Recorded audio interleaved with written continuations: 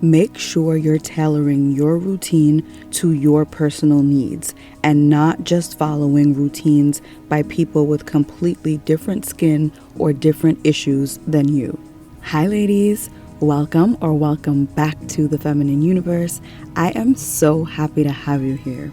Since we were little, we've been taught that taking a shower is about getting clean, which it is, but that's not all it's about.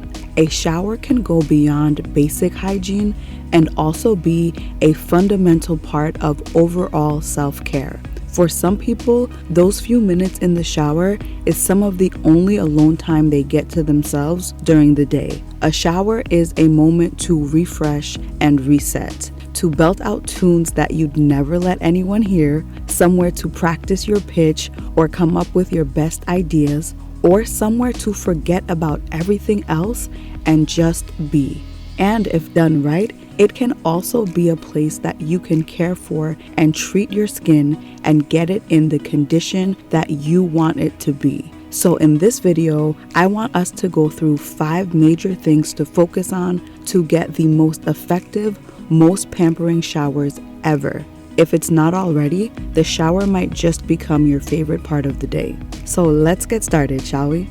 As mentioned in the feminine hygiene video, I am not an esthetician, dermatologist, or anything of that nature. So if you're having issues that persist, my best advice to you would be to consult one of them. Now, tip 1 is to know your unique concerns. Shower routines, like makeup routines or any other routines, are fun and relaxing to watch whether or not you have anything in common with the person on the screen. But when it comes to what you actually implement, make sure you're tailoring your routine to your personal needs and not just following routines and recommendations from someone with completely different skin or different issues than you. So let's say you're dealing with hyperpigmentation and you want to treat it. You want to be using soaps or body washes with kojic acid, niacinamide, glycolic acid, or an acid blend to help get rid of dark spots. These aren't always the most glamorous products, but they are the most effective. Remember to lather up and let the soap or treatment sit for 2 minutes or so the actives can really get to work. These ingredients can be a little strong, so you may want to use these in your routine 2 to 4 times a week and a more moisturizing routine on the other days. If you have dry skin, you might want to skip the harsher, more stripping products that people sometimes recommend, or at least use them less frequently, and focus on incorporating more soothing and more moisturizing products. You want to look for things like colloidal oatmeal, hyaluronic acid, butter and oil extracts, and things of that nature. For body acne, the routine will look similar to the hyperpigmentation routine, but with different ingredients. You want to look for those acne fighters that we're familiar with, things like benzoyl peroxide and salicylic acid. And again, let them sit on the skin for a few minutes before rinsing. Do this a few times a week as well. If your concern is body hair, firstly, I want to say that body hair is completely normal and completely natural. So if you have it and you want to keep it, go ahead and do that. We know that hair can hold on to sweat and odor a bit more than bare skin. So with that, just lather really well, let the soap sit for a minute and rinse. Repeat if you'd like or if you feel like it's necessary. Now, if you prefer to remove your body hair and you feel like you're excessively hairy, or it feels like your life almost revolves around staying on top of shaving, you might want to look into waxing, sugaring, or laser hair removal as options to help shorten your showers and make the hair removal process less frequent. Lastly, if odor is more of an issue for you, don't just jump right into the fruity body washes that we see in many routines, especially those formulas that are mostly water and fragrance with very little of the actual surfactants that get you clean and remove odor. You want to locate and eradicate any odors before jumping into fragrance.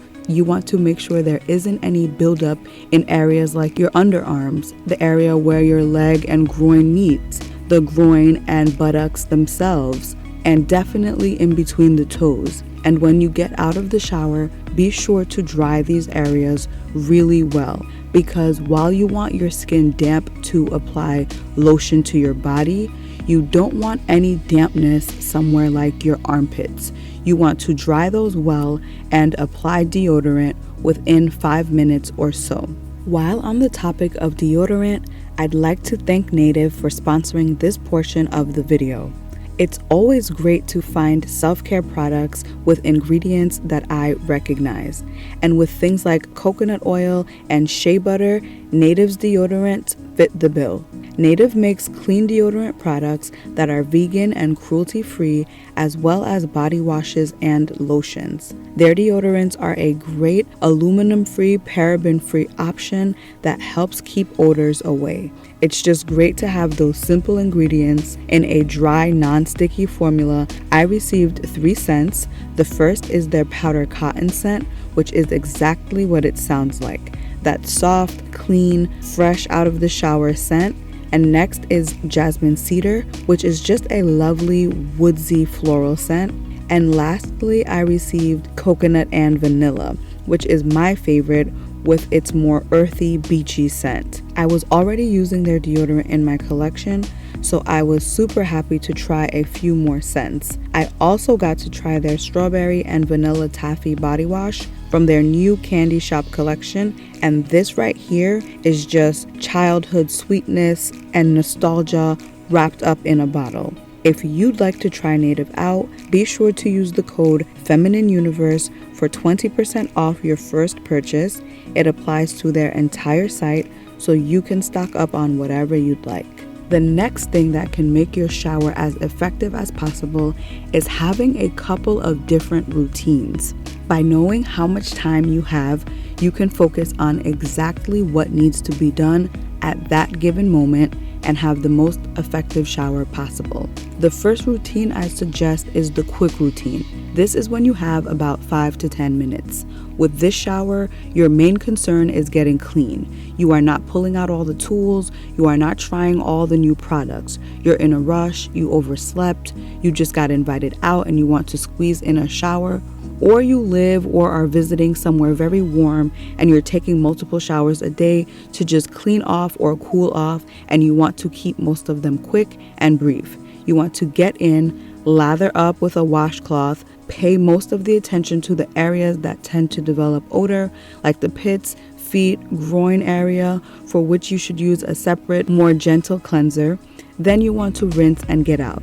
If you're really in a rush and won't have time to lotion up, you might even want to use an in-shower lotion so you can skip that step when you get out of the shower. The next shower routine is your regular or daily shower routine. This one is going to take about 10 to 30 minutes depending on what your personal routine looks like. You can get in, give yourself the basic cleanse, then follow up with treatments like the ones we mentioned above that tackle particular issues. Then you can decide if you want to shave that day if you're due for a shave, or if you want to use an in-shower lotion as your moisturizer or as a base layer for other moisturizer products. The third routine we have is the everything shower. I think every woman is familiar with this one. This might take 30 minutes or more. These are the long showers we dedicate to getting everything done. It might include washing our hair while we're in the shower, or a full body shave while we're in the shower, a body scrub, body mask, body wrap, just the things we don't take time to do on the daily that we want to incorporate weekly, bi-weekly, monthly, or whatever works for you.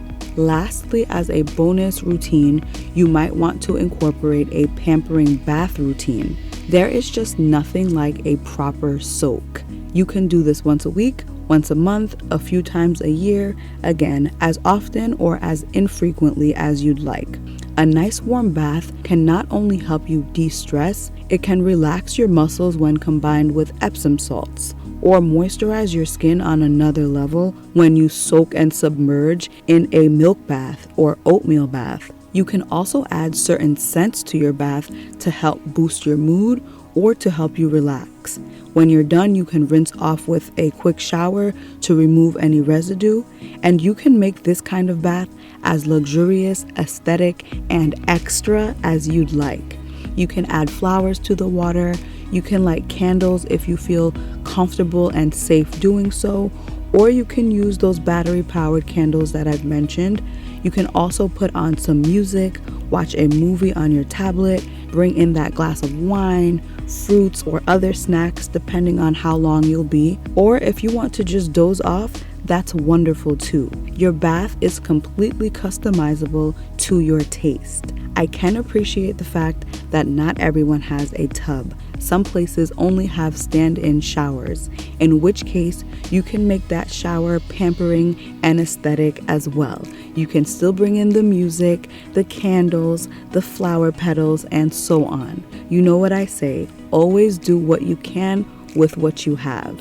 For the next tip, let's talk about tools and products. We've covered a lot of this in the previous feminine hygiene video, so I won't get into too much detail, but to have the best shower, we've got to have the right tools. So in your tub, there are a couple things you want to have. A shower cloth or exfoliating gloves, which are my favorite, or just a shower sponge, just something to lather up the soap with and clean your body with. Also, a body brush with a long handle is great for reaching your back, or a shower net, which is great for your entire body, as well as flipping over to reach your back as well. Shower nets are kind of a 2-in-1. You also want to keep a foot buffer or pumice stone in the shower to use every other day or every couple of days to keep your feet nice and smooth in between pedicures.